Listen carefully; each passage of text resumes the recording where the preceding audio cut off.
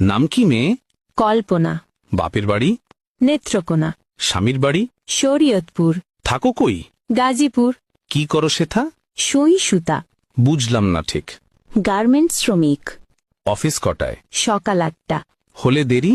বলি সরি। ফেরার পালা? রাতের বেলা। বলো কি এটা? কখনো 12টা। এত দেরি? ওভারটাইম করি। ঘুমাও কখন? 2টা যখন। রান্নার সময়? যদি কবু হয়। কখন জুটে? ভোরে উঠে। এত খাটুনি? তবুও বকুনি। বকুনি কার? সুপারভাইজার। কেন বকাবকি? কাজ থাকলে বাকি। এত কড়া শাসন? চাকরিটাই এমন। হয় কি সহ্য? আছে ধৈর্য।